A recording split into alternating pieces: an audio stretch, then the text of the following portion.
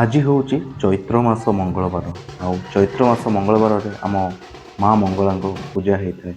ଆଜି ଆମେ ଆସିକି ପହଞ୍ଚି ଯାଇଥିଲୁ ଆମ ବାରିପଦାର ମଞ୍ଚାବନ୍ଧା ଅଞ୍ଚଳରେ ଥିବା ମା ମଙ୍ଗଳାଙ୍କ ନିକଟରେ। ଚାଲନ୍ତୁ ଆଜିର ଭିଡ଼ିଓରେ ଦେଖିବା କେମିତି କ'ଣ ମାଙ୍କର ପୂଜା ଅର୍ଚ୍ଚନା ସବୁ ହେଉଛି। ଆପଣମାନେ ସବୁଠୁ ପ୍ରଥମ କମେଣ୍ଟ ବକ୍ସରେ ଜୟ ମା ମଙ୍ଗଳା ଲେଖିଦିଅନ୍ତୁ। ବର୍ତ୍ତମାନ ଦେଖିପାରୁଥିବେ ଆପଣମାନେ ଖୁବ୍ ସୁନ୍ଦର ଭାବରେ ମାଙ୍କ ମନ୍ଦିରକୁ ସଜା ହେଇଛି ଫୁଲରେ। ଶ୍ରଦ୍ଧାଳୁମାନଙ୍କର ଭିଡ଼ ମଧ୍ୟ ଲାଗିଲାଣି।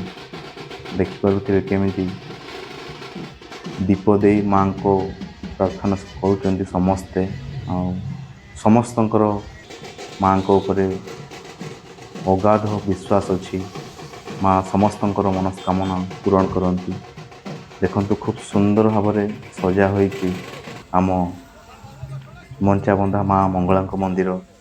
ଦେଖିପାରୁଥିବେ ଚିତ୍ରରେ ଆପଣମାନେ ଫୁଲହାରରେ ଖୁବ୍ ସୁନ୍ଦର ଭାବରେ ସବୁଆଡ଼େ ସଜା ହେଇଛି। ମାଙ୍କର ଘୋଡ଼ା ମଧ୍ୟ ଖୁବ୍ ସୁନ୍ଦର ଭାବରେ ସଜା ହେଇଛି ଦେଖନ୍ତୁ। ଆଉ ଯଦି ଆପଣମାନେ ବର୍ତ୍ତମାନ ଯାଏଁ ମନ୍ଦିର ଆସି ମାଙ୍କୁ ଦେଖା କରିନାହାନ୍ତି, ଆମ ଭିଡ଼ିଓ ମାଧ୍ୟମରେ ମାଙ୍କୁ ଦେଖା କରିଦିଅନ୍ତୁ।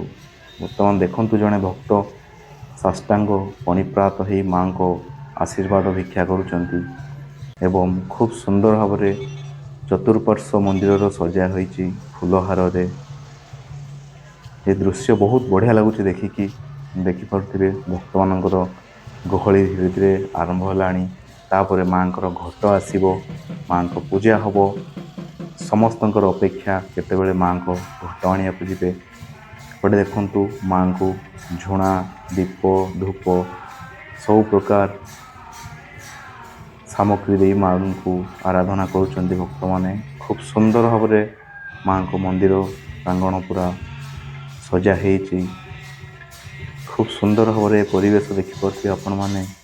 ତେବେ ଆମର ଚେଷ୍ଟା ଖାଲି ଖାଦ୍ୟ ନୁହେଁ, ମୟୂରଭଞ୍ଜର କଳା ସଂସ୍କୃତିକୁ ମଧ୍ୟ ଆପଣଙ୍କ ପାଖରେ ପହଞ୍ଚାଇବା ପାଇଁ।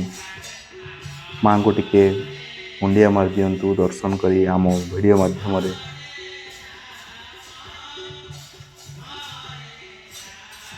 ସମସ୍ତଙ୍କର ବିଶ୍ୱାସ ଭରସା ଏଠି ଆପଣ ଯାହା ମାନସିକ କରିବେ ପୂର୍ଣ୍ଣ ହୋଇଥାଏ ମାଙ୍କ ପାଖରେ। ଦେଖନ୍ତୁ ଖୁବ୍ ସୁନ୍ଦର ଭାବରେ ମାଙ୍କର ନାମ ସଂକୀର୍ତ୍ତନ ନେଇ ଏଠି ଚାଲିଛି। ଷୋହଳ ପ୍ରହରୀ ସମସ୍ତେ ଖୁବ୍ ସୁନ୍ଦର ଭାବରେ ନିଜକୁ ଭକ୍ତିରେ ହଜେଇ ଦେଇଛନ୍ତି। ମାଙ୍କ ପାଇଁ ଏଠି ଯଜ୍ଞ ମଧ୍ୟ ହେଉଛି। ଆପଣମାନେ ନିଶ୍ଚୟ ଜଣାଇବେ ଆପଣମାନେ ଆସିକି ମାଙ୍କ ଦର୍ଶନ କଲେଣି କି ନାହିଁ। ଭିଡ଼ିଓଟି କେମିତି କ'ଣ ଲାଗିଲା ନିଶ୍ଚୟ କମେଣ୍ଟ ସେକ୍ସନରେ ଜଣାନ୍ତୁ। ଦେଖନ୍ତୁ ଜଣେ କୁନି ଭକ୍ତ ମଧ୍ୟ ଅଛନ୍ତି, ସେ ମଧ୍ୟ ନିଜକୁ ପୁରା ହଜେଇ ଦେଇଛନ୍ତି ମାଙ୍କ ଭକ୍ତିରେ।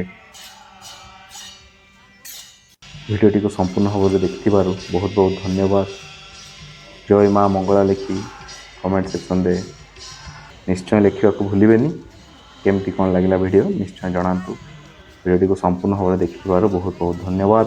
ପୁଣି ଦେଖା ହେବ ଗୋଟେ ନୂଆ ଭିଡ଼ିଓରେ। ଜୟ ମା ମଙ୍ଗଳା, ଜୟ ଜଗନ୍ନାଥ।